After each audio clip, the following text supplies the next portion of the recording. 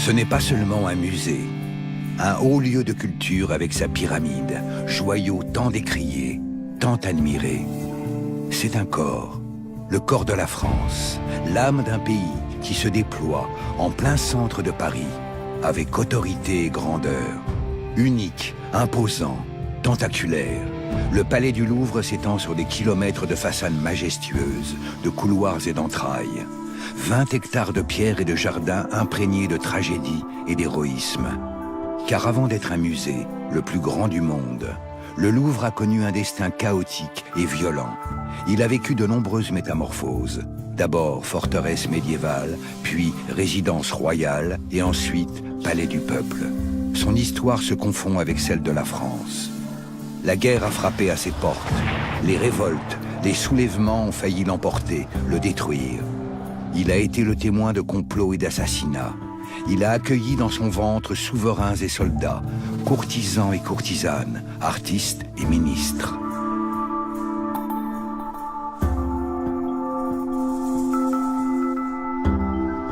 L'aventure du Louvre commence il y a près de 1000 ans, dans la pénombre du Moyen-Âge, à la fin du XIIe siècle, sous le règne du roi Philippe Auguste.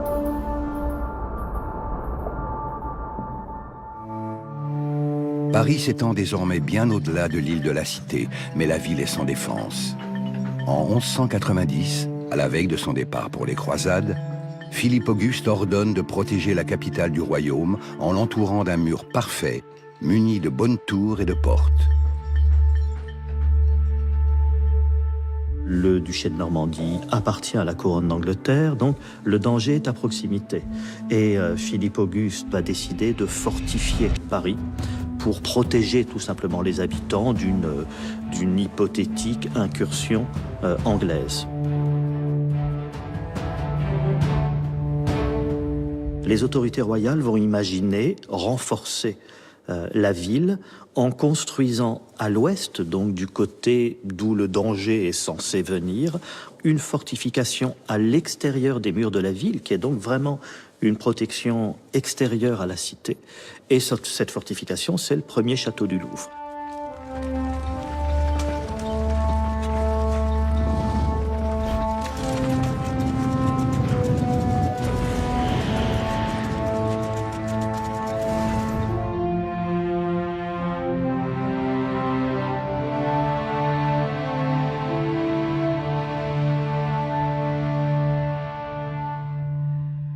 Philippe Auguste fait donc bâtir une forteresse assez simple, puisque c'est la caractéristique majeure de ces châteaux donc dits philippiens.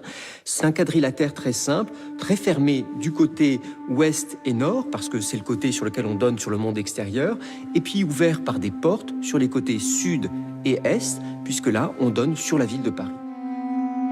Au milieu du quadrilatère, un donjon domine l'ensemble du bâtiment. On l'appelle la grosse tour du Louvre. C'est l'ultime refuge du roi. On y cache le trésor royal et les archives les plus précieuses. Mais c'est aussi un cachot qui étouffe lentement ses prisonniers de marque, tel le comte Ferrand de Flandre, le grand vaincu de la bataille de Bouvines en 1214. Il faut imaginer la ville médiévale comme un lieu de signaux verticaux, de tours qui sont les tours des églises ou les tours des donjons, qui sont en rivalité les uns avec les autres. C'est l'évêque et le roi qui se font concurrence. Et donc le grand donjon du Louvre est une très puissante construction, très haute, qui domine la ville.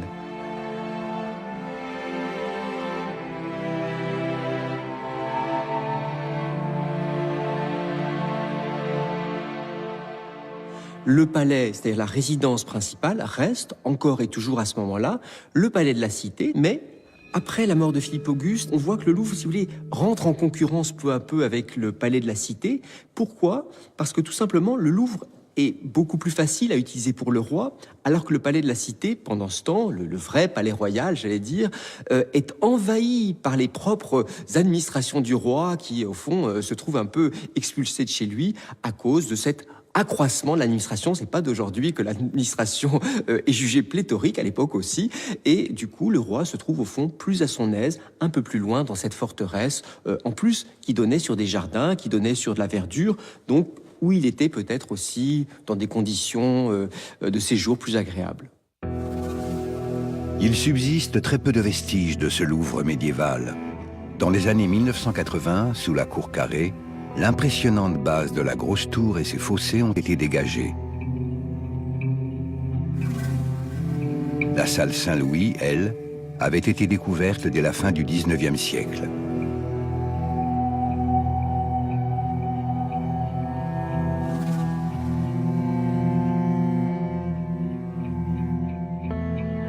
L'expansion urbaine de Paris provoque la première grande métamorphose du Louvre. Trop à l'étroit à l'intérieur de l'enceinte créée par Philippe Auguste, la ville déborde largement au-delà. En 1364, le roi Charles V termine la construction d'un nouveau mur d'enceinte pour Paris, censé protéger cette fois-ci les nouveaux faubourgs. Le Louvre se retrouve intramuros et perd désormais son rôle défensif. Charles V décide alors de transformer la forteresse en véritable résidence royale. L'architecte Raymond du Temple est chargé de cet embellissement. Il multiplie les tourelles et les surfaces habitables, crée des jardins, perce de nombreuses fenêtres et fait entrer la lumière à flot.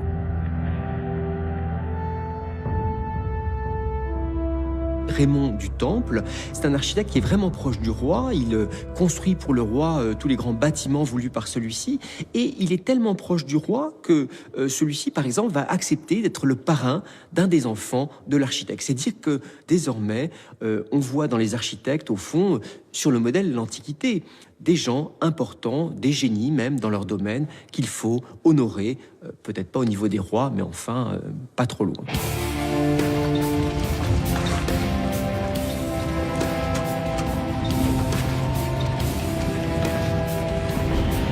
Peu à peu, l'austère citadelle se transfigure en château féerique de la Belle au bois dormant, comme on peut le voir dans cette enluminure des riches heures du duc de Berry.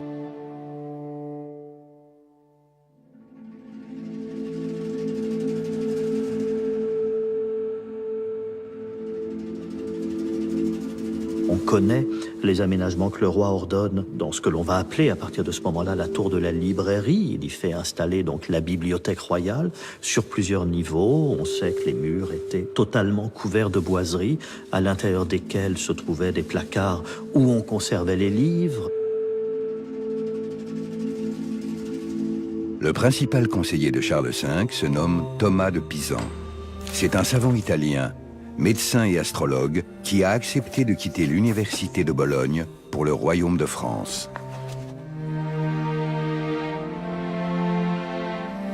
Sa fille, Christine, future poétesse, vante le grand amour du roi pour l'étude et les sciences. Souvent il lit, ou se fait lire jusqu'à l'heure du souper diverses belles histoires. Celles de la Sainte Écriture, les actions des Romains, les moralités des philosophes, ou d'autres livres des sciences. Charles V a été surnommé par la postérité le sage, et le sage au Moyen-Âge, ça veut dire à la fois effectivement le sage et le savant. Il accumule une série de trésors bibliophiliques, si je puis dire, avant l'heure, donc des livres très précieux. Il lit des traités d'Aristote et il commande des traités sur la nature de la politique. Donc on voit très bien que c'est pas seulement une bibliothèque de plaisir, même s'il y a des livres aussi très beaux, bien enluminés, mais c'est aussi une bibliothèque de réflexion pour un roi qui se veut vraiment un monarque en quelque sorte éclairé avant l'heure. En France, le XIVe siècle est celui de tous les fléaux. Hiver rigoureux, famine, épidémie de peste noire, guerre ouverte encore et toujours contre les Anglais. Les jacqueries et les insurrections se succèdent et ébranlent la monarchie. Paris aussi bouillonne de colère. En 1358, Étienne Marcel, le prévôt des marchands, c'est-à-dire à peu près l'équivalent du maire de Paris actuel, au fond, avait mené une révolte, il faut bien le dire comme c'est, contre la royauté. Et le roi avait été quand même agressé dans son palais de la Cité par les émeutiers parisiens. Il en avait évidemment gardé un très mauvais souvenir. Et dans ce palais de la Cité qui était vieilli, pas très bien fortifié, il ne se sentait pas du tout en sécurité. Du coup, le Louvre lui offrait l'avantage d'avoir à la fois un contexte militaire plus sûr et du coup, le développement également d'une résidence plus agréable, plus à son goût.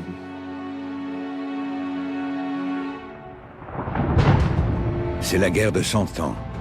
Un long crépuscule commence. Après la mort de Charles V, son fils Charles VI sombre dans la folie. Le pays est à terre. En 1420, les Anglais occupent Paris. Ils trouvent dans les rues une population morte de faim. L'armée anglaise installe ses quartiers dans un Louvre déserté et fantomatique. Après le retrait des Anglais, le Louvre n'est plus que l'ombre de lui-même. Pendant tout le XVe siècle, les rois tournent le dos au Louvre et préfèrent résider dans les châteaux du Berry et des bords de Loire. C'est avec François Ier et son retour dans la capitale que tout va changer. En 1527, il y a un véritable tournant dans l'histoire du Louvre, puisque François Ier règne depuis 1515 et jusqu'alors, comme ses prédécesseurs, il a surtout résidé dans le Val-de-Loire. Il y a un événement politique qui change complètement la donne, c'est la défaite de Pavie en 1525.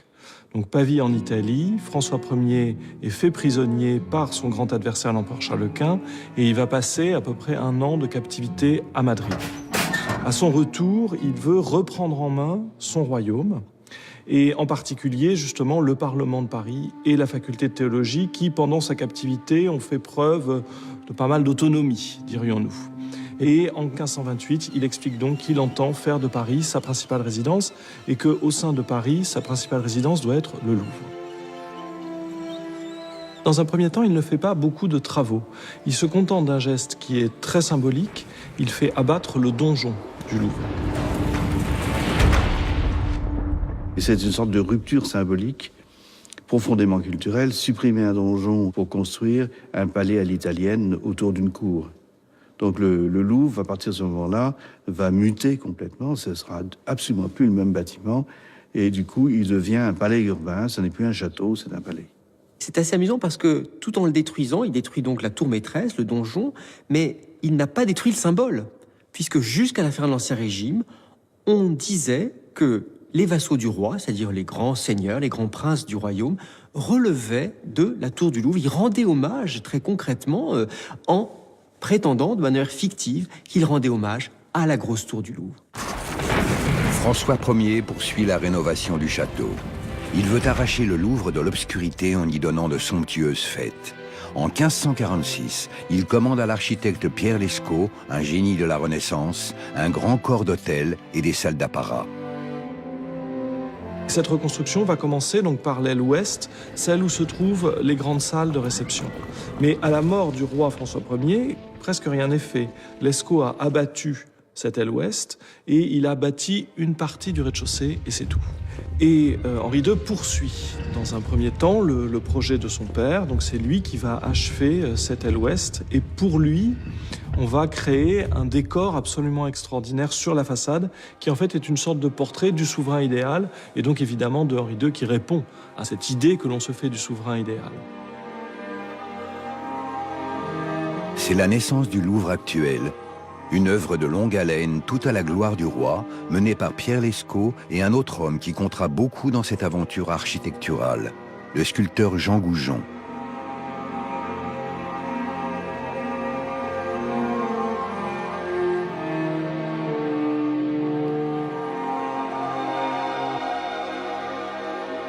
L'aile Lescot, quand elle est terminée, elle est l'une des premières grandes interventions Renaissance à Paris et dans les territoires de l'Île-de-France. Henri II va très vite ordonner d'autres travaux de construction dans l'enceinte du Louvre, puisqu'il ordonne la démolition de l'aile sud du Louvre médiéval, qu'on va remplacer par un nouveau logis. À la jonction entre l'aile sud et l'aile ouest, on va aménager le pavillon du roi. On aménage une galerie qu'on va appeler la Petite Galerie, qui dans un premier temps est vraisemblablement un simple rez-de-chaussée, qui part donc depuis la zone du pavillon du roi en direction de la Seine. En 1559, le roi Henri II meurt dans un tournoi à Paris. Peu après, sa veuve, la reine-mère Catherine de Médicis, incommodée par le bruit incessant des travaux du Louvre et l'odeur nauséabonde des abattoirs tout proches, décide de se faire construire son propre palais sur les terrains voisins d'une ancienne tuilerie. Philibert Delorme en sera l'architecte. c'est le grand rival de Pierre Lescot.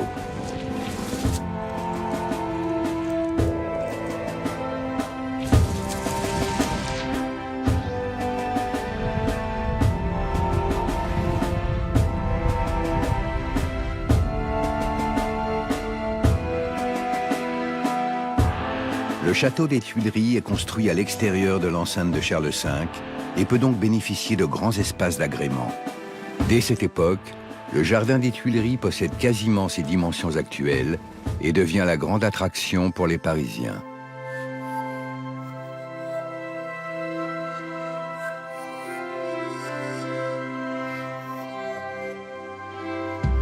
La reine, Catherine de Médicis, a même commandé à l'un des plus grands artistes de l'époque, le céramiste Bernard Palissy, une véritable grotte en terre cuite, aujourd'hui disparue. Une grotte décorée de plantes et d'animaux émaillés et moulés à partir de modèles vivants.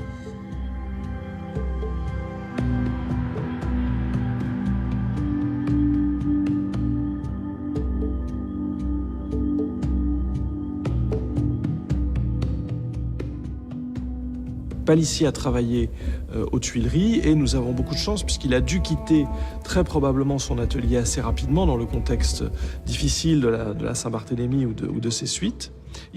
Puisqu'il était protestant, hein.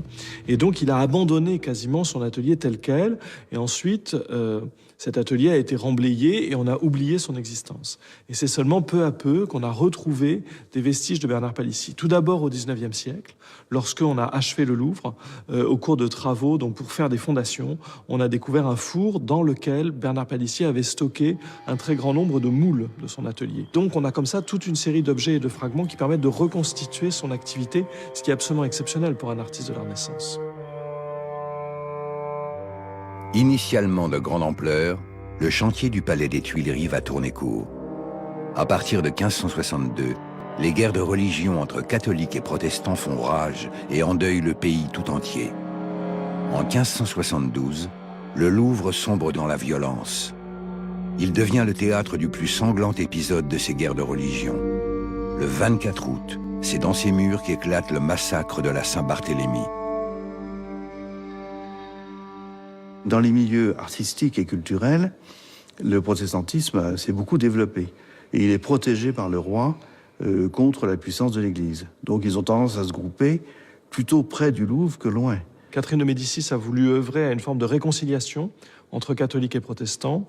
Et pour cela, elle a organisé un mariage entre, disons, l'un des chefs vraiment du parti protestant, qui est le jeune roi Henri de Navarre, et sa fille, donc Marguerite de Valois, la célèbre reine Margot, qui, elle, évidemment, est catholique.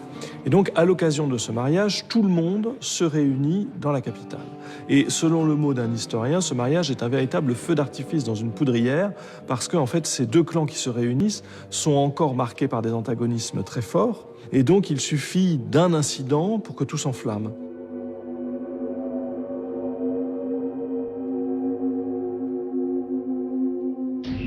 Moins d'une semaine après le mariage, célébré au Louvre même, l'amiral de Coligny, grand leader protestant de l'époque, échappe à une tentative d'assassinat à la sortie du palais.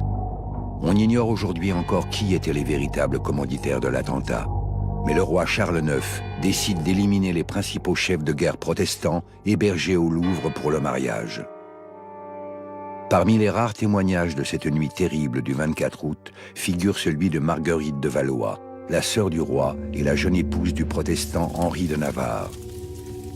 Dans ses mémoires, des années plus tard, elle écrira « Le soir, étant au coucher de la reine, ma mère, assise sur un coffre auprès de ma sœur de Lorraine, que je voyais fort triste, la reine m'aperçut et me dit que je m'en allasse coucher. Comme je faisais la révérence, ma sœur, se prenant à pleurer, me dit « Mon Dieu, ma sœur, n'y allez pas », ce qui m'effraya extrêmement. La reine se courrouça fort et lui défendit de me rien dire. « Cessez !»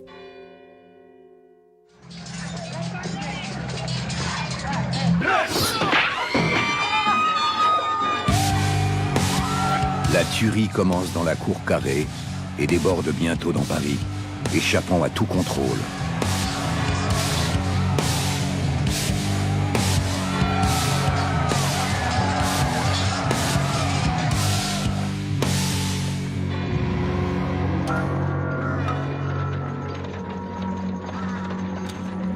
Les guerres de religion entraînent la chute des Valois et l'arrivée de la dynastie des Bourbons. En 1589, Henri de Navarre monte sur le trône sous le nom de Henri IV. Il met fin aux guerres de religion et pacifie le pays. À Paris, il lance des grands travaux et entame une transformation spectaculaire du Palais du Louvre. Un projet très ambitieux, un projet architectural unique qu'on appelle le Grand Dessein. Le quadruplement de la cour du Louvre, l'achèvement des Tuileries et la réunion des deux édifices en un seul palais. La petite galerie sera surélevée d'un étage à l'époque d'Henri IV. Henri IV y aménagera ce qu'on appellera la galerie du roi, là où se trouve aujourd'hui la galerie d'Apollon. Et puis Henri IV ordonne l'achèvement de la partie méridionale du palais des Tuileries, c'est-à-dire qu'on va prolonger le bâtiment inachevé pratiquement jusqu'au bord de la Seine, en construisant le pavillon de Flore. Et entre le pavillon de Flore, qui fait partie historiquement du palais des Tuileries, et la petite galerie, eh bien, on va tracer une très très longue aile qui fait pas loin de 500 mètres de longueur, et qui va devenir la galerie du bord de l'eau, qui est aujourd'hui, qui correspond à la Grande Galerie.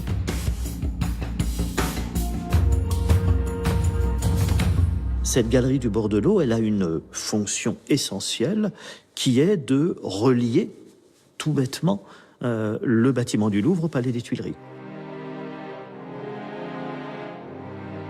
Alors évidemment, la question, c'est que faire à l'intérieur de ces 460 mètres. Et au fond, là, on va utiliser la Grande Galerie pour répondre à de multiples questions. Une de ces questions, c'est le service des écuries, qui va être placé dans les parties basses de toute la moitié ouest. Une autre de ces questions, c'est le fait d'héberger des artistes. Les artistes répondent toujours à des commandes. Et donc, évidemment, les commanditaires les plus prestigieux sont les souverains. Et les souverains, par ailleurs, sont désireux d'utiliser l'art à des fins de mise en scène de leur propre autorité ou de messages politiques. Donc, sous la Grande Galerie, dans la partie Est, il va créer à peu près 25 logements d'artistes. C'est la raison pour laquelle il y a une intrication très forte entre les artistes et le Louvre. Au rez-de-chaussée de la Grande Galerie, Henri IV installe sa collection d'antiques, première ébauche du futur musée.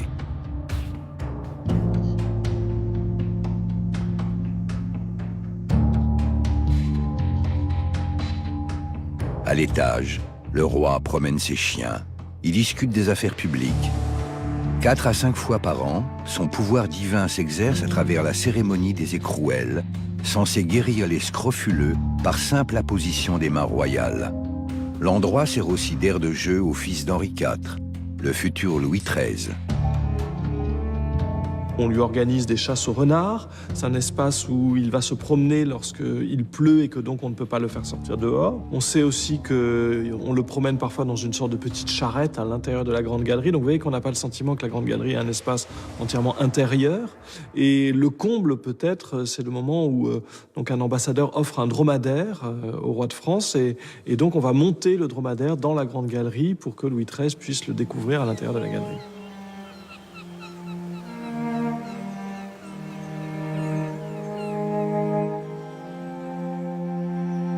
C'est une construction monumentale de prestige, mais c'est surtout un corridor de sécurité. Le grand dessein d'Henri IV, c'est de pouvoir échapper aux émeutes en quittant son palais du Louvre, qui est intramuros, puisque la muraille passe un peu au-delà, pour aller rejoindre le palais des Tuileries, qui lui est en dehors de Paris à l'époque. Et il fait construire cette galerie qui traverse le rempart et qui va jusqu'aux Tuileries, qui lui permet de sortir de Paris sans que personne ne sache qu'il est sorti.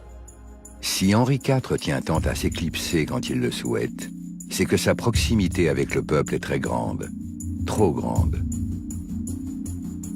Pour entrer dans la cour carrée, il n'y a pratiquement pas de contrôle effectué par la garnison.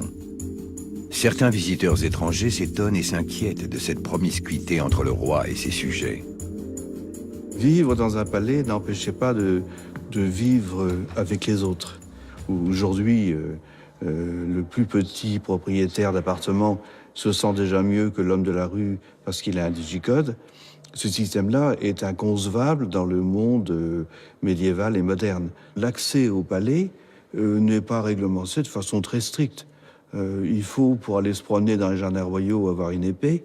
C'est plutôt une allure de privilège pour avoir l'air d'un monsieur. On loue une épée à l'entrée. Si on n'en a pas, c'est la solution. C'est-à-dire que vraiment, ça n'a pas beaucoup d'importance. On se voit assez facilement.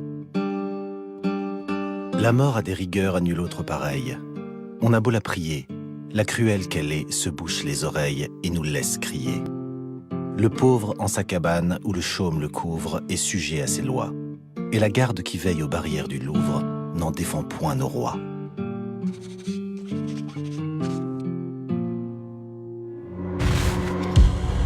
François de Malherbe voyait juste.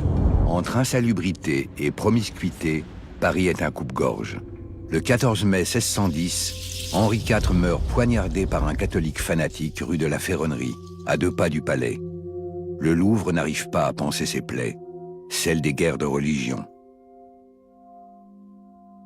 Henri IV vient d'être frappé à mort par Ravaillac, donc on le ramène au Louvre dans son carrosse.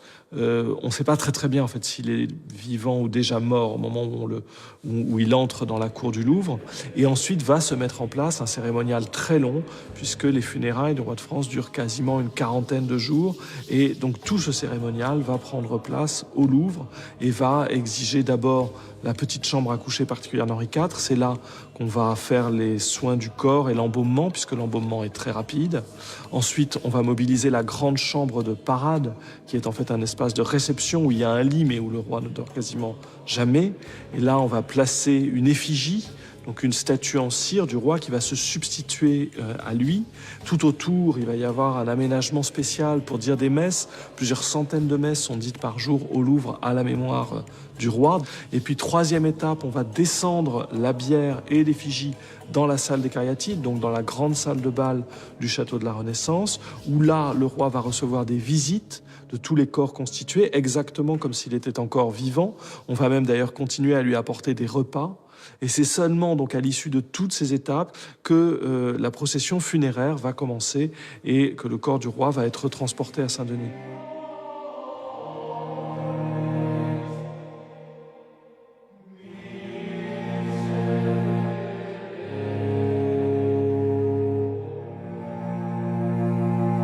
Malgré la disparition brutale d'Henri IV, son grand dessin va lui survivre. Il va devenir le fil rouge de toute l'histoire architecturale du Louvre.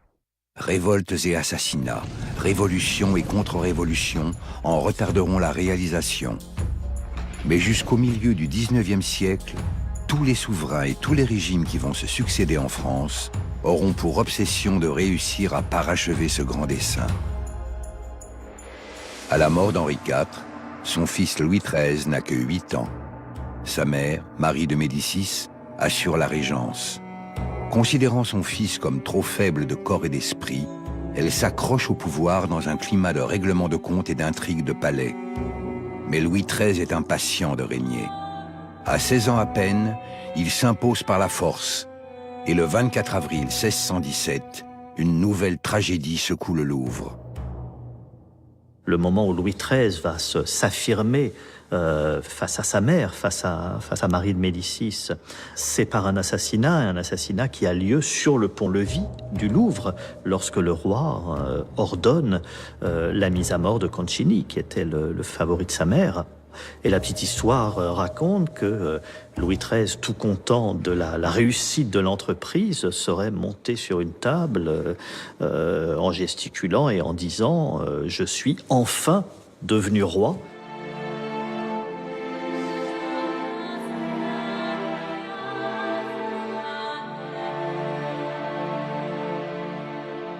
Louis XIII est le premier à entreprendre la partie difficile du grand dessin, c'est-à-dire le quadruplement de la cour du Louvre. C'était très compliqué à envisager parce que là, il fallait acheter énormément de maisons et également de grands hôtels dans la ville. Et c'est Louis XIII qui lance quand même cette opération en faisant faire l'aile ouest et en tranchant un problème très important. Parce qu'il est clair qu'à la Renaissance, on n'avait pas imaginé de faire cette grande cour. Donc la façade construite par Pierre Lescot, que tout le monde trouvait extraordinaire, elle était conçue pour une cour relativement petite. Comment intégrer cette façade dans un ensemble beaucoup plus vaste ? Alors l'idée la plus simple, eh bien, c'était de dupliquer la façade, donc de doubler en longueur chacun des côtés de la cour. Mais la question restait ouverte de ce qui devait se passer au centre, entre ces deux façades, l'ancienne et la nouvelle qu'on avait copiée. Et ce sont donc les architectes de Louis XIII, et en particulier Jacques Lemercier, qui vont imaginer de créer entre ces deux façades un grand pavillon très en hauteur, avec une toiture en dôme, et ils vont créer un véritable type architectural du palais royal qui va avoir ensuite un impact colossal dans l'architecture française. D'un certain point de vue, on peut se demander si ce grand pavillon ne fonctionne pas un peu comme le substitut du donjon disparu du Louvre médiéval.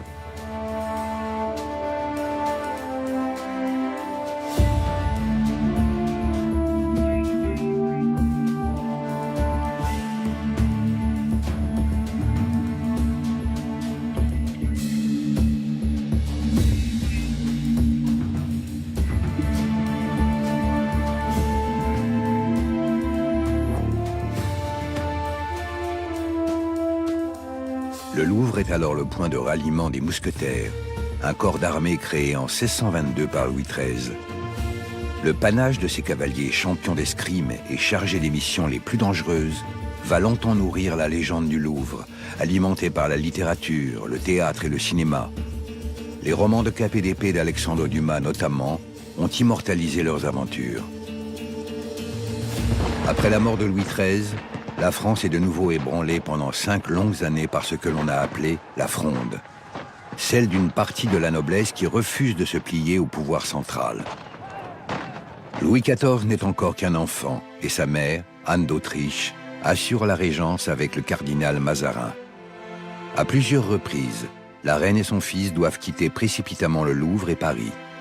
Secouée par les troubles, la capitale est également accablée par le froid et la misère.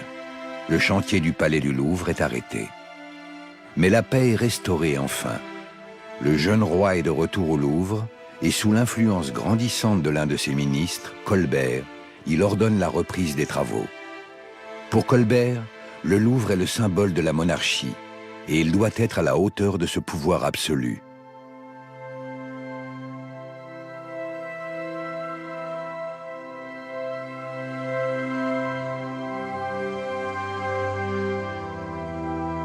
Colbert commence par faire aménager, au rez-de-chaussée de la petite galerie, des appartements d'été pour la reine-mère, Anne d'Autriche.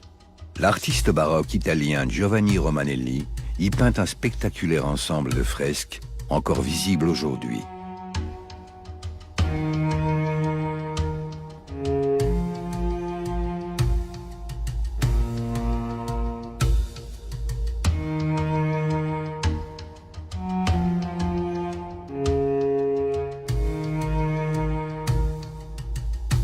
Au-dessus des appartements faits pour la reine-mère, eh bien, on va créer la galerie d'Apollon.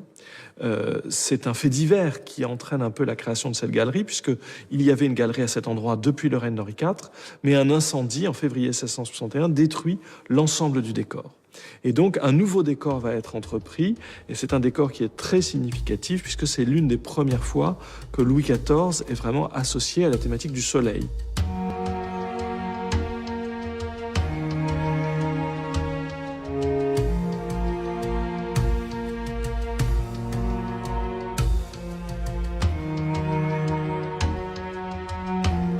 Cette cosmogonie solaire reflète l'idéal de grandeur qui habite Louis XIV. Même redessiné, réaménagé, le vieux Louvre ne lui suffit plus.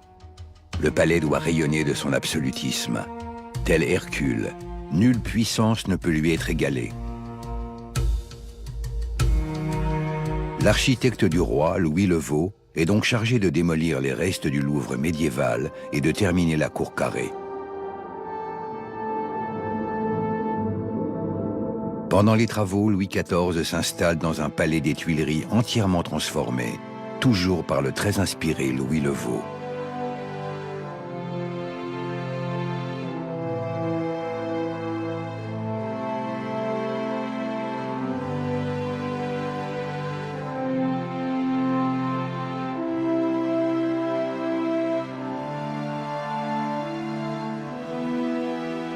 Avec ses 2 ailes doublées en largeur, les Tuileries prennent leur allure définitive. Les jardins sont intégralement remodelés par André Le Nôtre.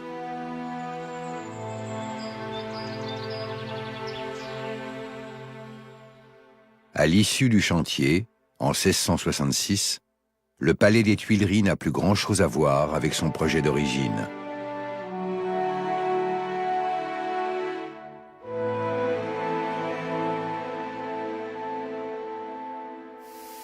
Dans l'aile nord, Louis XIV a fait installer ce que l'on appelle la salle des machines.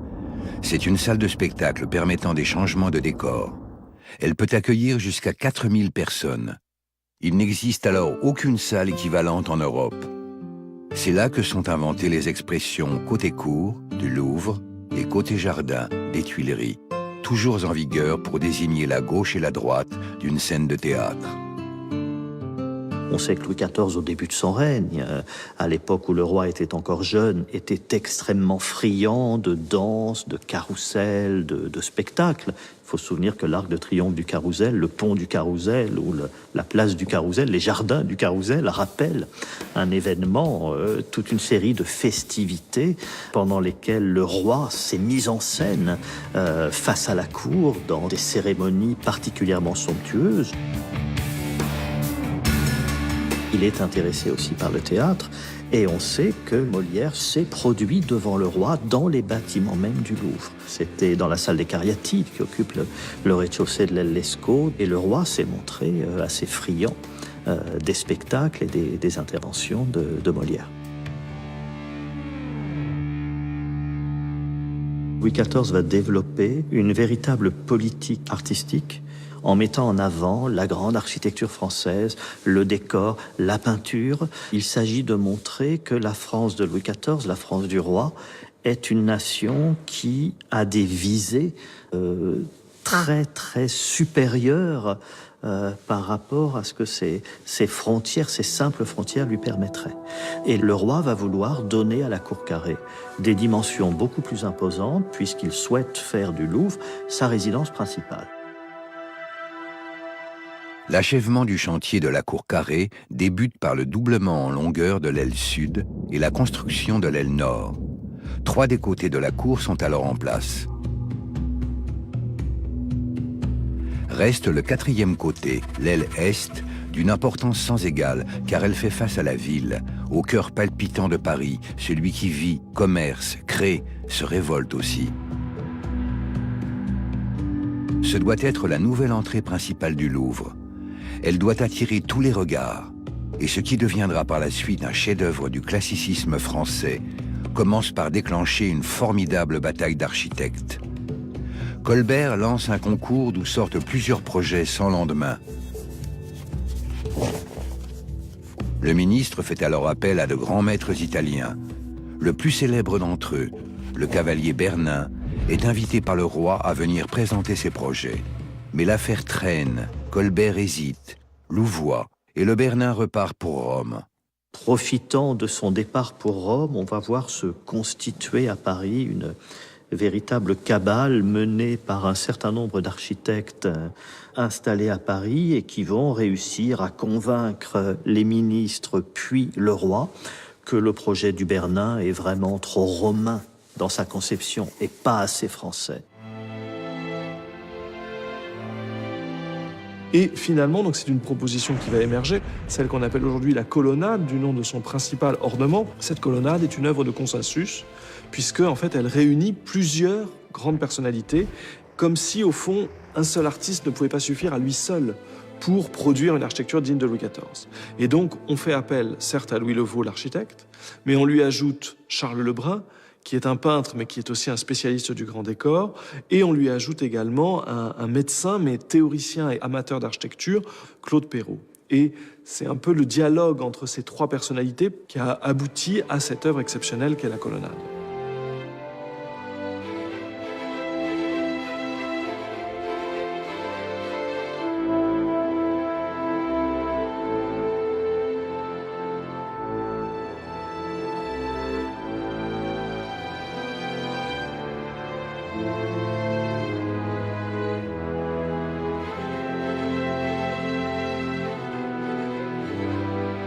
Le palais reste totalement imbriqué dans la ville, donc on a beaucoup de peine à le séparer. Et le Louvre n'arrive pas à se terminer.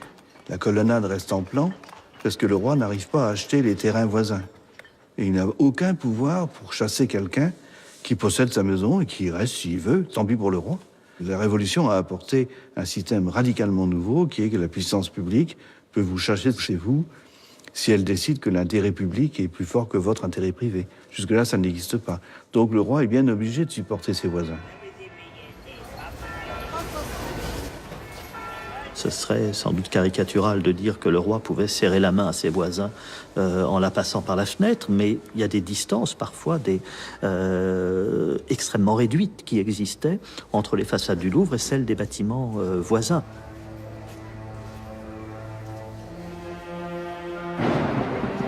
C'est un coup de tonnerre qui met de nouveau le Louvre à terre. Un coup de grâce donné par le roi lui-même. Louis XIV se sent à l'étroit au Louvre, et même dans Paris. Le domaine de Versailles, acquis par son père Louis XIII, lui paraît davantage à la mesure de ses folles ambitions. En 1678, pour ses 40 ans, le roi Soleil annonce le transfert du gouvernement à Versailles, où il a entrepris des travaux pharaoniques. Peu après, il s'y installe définitivement et abandonne un Louvre toujours inachevé. Alors pourquoi n'a-t-il pas quitté Paris plus tôt ?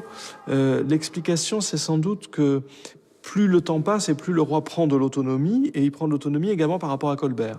On comprend que Colbert est partisan du séjour du roi à Paris, alors que le roi, lui, cherche plutôt à être à l'écart. Et donc il va assumer de plus en plus cette position, et du coup ça contribue à l'abandon progressif du chantier du Louvre, dont les travaux se ralentissent très très fortement à partir de 1674 et s'arrêtent quasiment à partir de 1678.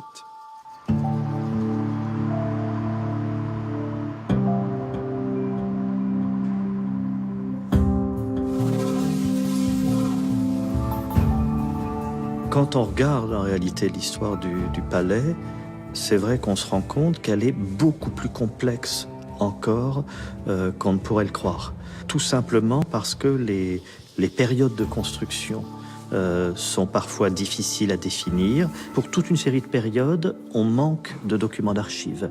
Un bâtiment qui paraît très très homogène, comme là, par exemple, l'aile sud Renaissance du Louvre, dont on sait qu'elle est débutée par Henri II, quand on regarde les monogrammes qui figurent sur la façade, on se rend compte qu'il y a le monogramme d'Henri II, le monogramme de Charles IX, le monogramme très vraisemblablement d'Henri III et le monogramme d'Henri IV. C'est-à-dire qu'une aile toute simple, en réalité, sa construction s'est étalée sans doute sur plusieurs décennies, sans que l'on s'en rende compte à l'heure actuelle. C'est pareil avec les travaux de Louis XIV.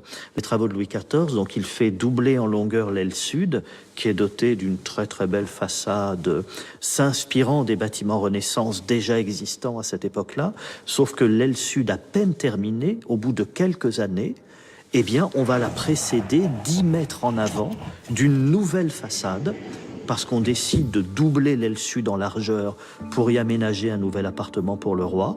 Sauf que cette nouvelle façade ne sera achevée que pratiquement un siècle plus tard, à la veille de la Révolution. Il y a encore des baraquements provisoires installés entre la façade de l'époque Renaissance et la façade Louis XIVienne, tout simplement parce que les cloisonnements horizontaux, les planchers n'ont jamais été posés, la toiture n'a jamais été posée, le bâtiment est resté totalement inachevé.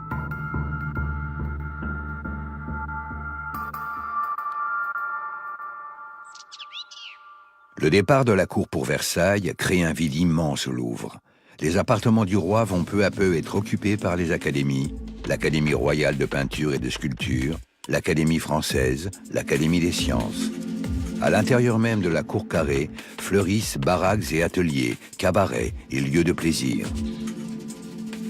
Vous avez des échoppes, vous avez des marchands ambulants qui se trouvent sous les passages de la cour carrée, vous avez des baraques qui sont à l'intérieur de la cour carrée, les quartiers qui ont connu leur heure de gloire sous Henri IV et Louis XIII avec des hôtels particuliers, côté cour, côté jardin, rue Fromenteau, rue Saint-Thomas-du-Louvre, tout cela tombe en ruine, plus ou moins, puisque la cour n'est plus là. Tout le monde est parti à Versailles et dans les environs.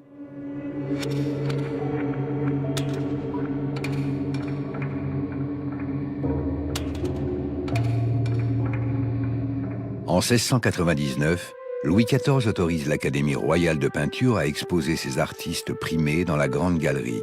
D'autres suivront. En 1725, la manifestation a lieu pour la première fois dans le salon carré du Louvre. C'est de là que vient l'utilisation du mot « salon » pour désigner toutes sortes de manifestations. Chaque année a lieu le salon, chaque année des milliers de gens viennent au Louvre pour voir des œuvres d'art et se tenir au courant de l'actualité artistique.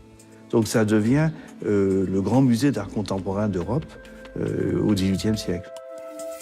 Parmi les visiteurs les plus assidus du Salon Carré, le philosophe Denis Diderot.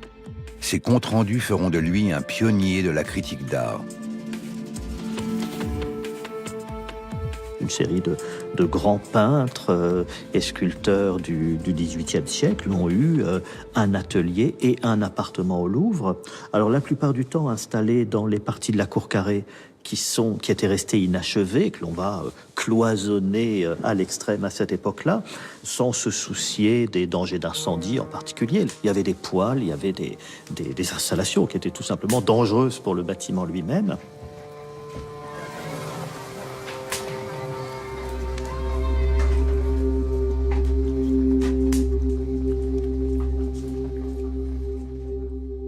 Chardin habitait le Louvre, Fragonard habitait le Louvre, David habitait le Louvre, tous les grands artistes habitaient le Louvre. Ils devaient d'ailleurs se chamailler sérieusement parce que les espaces étaient très réduits. Je préfère ne pas savoir comment ça se passait entre ces dames à l'époque, mais à mon avis, ils avaient de ça.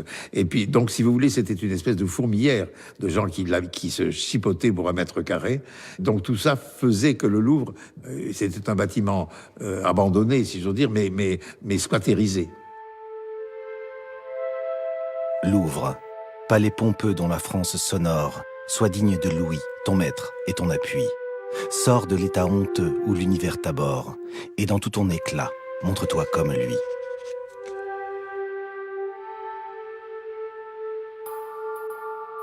Voltaire n'est pas le seul à dénoncer l'état d'abandon du Louvre, et les autorités royales finiront par réagir. Les bâtiments de la cour carrée sont enfin mis hors d'eau, et les dernières bâtisses qui encombraient la cour sont détruites. Malgré ces travaux, la polémique enfle. Tandis que le Salon Carré continue chaque année d'attirer une foule d'amateurs, de nombreuses voix s'élèvent jusque dans l'entourage du roi pour rendre accessibles au public les collections enfermées dans les cabinets royaux. En 1765, les philosophes des Lumières, Diderot et les encyclopédistes en tête, réclament la transformation du Louvre en musée. Impressionné ou convaincu, le roi Louis XVI soutient le projet. Ce projet, il est à l'origine souhaité par le directeur des bâtiments du roi, le comte d'Angivillers, sous le règne de Louis XVI. Et le comte d'Angivillers aura pour objectif premier de réformer la politique des arts et d'intégrer une dimension que l'on voit apparaître en Europe au milieu du XVIIIe siècle, qui est d'ouvrir les grandes galeries d'art au public.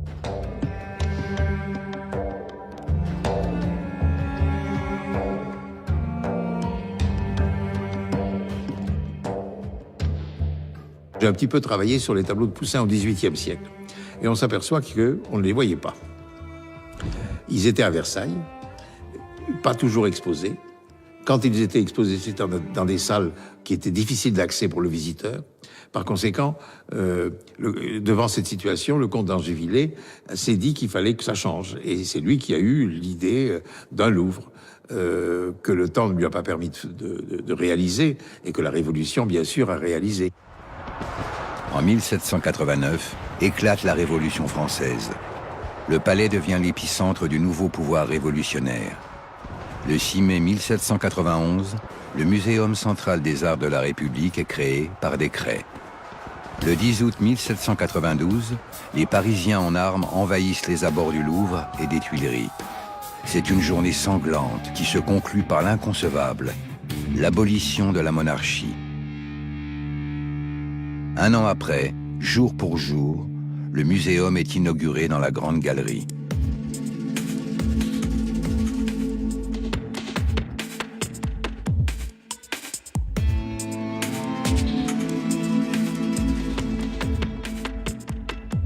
La prétention à l'universalité, elle est née ici, au XVIIIe siècle, hein, dans ce projet fou, qui est un projet des Lumières, de rassembler, au-delà des identités nationales, des œuvres, donc d'abord pour servir à la formation des artistes, hein, c'était l'objectif premier de ce muséum, tel qu'il est pensé avant la Révolution, et ensuite, avec un projet révolutionnaire très très construit, qui est d'arracher à la tyrannie les œuvres qui étaient, comme on le disait dans le vocabulaire de l'époque, uniquement pour des privilégiés, pour le donner donc au peuple avec une vraie vocation, hein, d'éducation. C'est finalement la prétention parfois de la France, hein, donc à parler non pas au nom du monde, mais pour le monde, tout en étant français.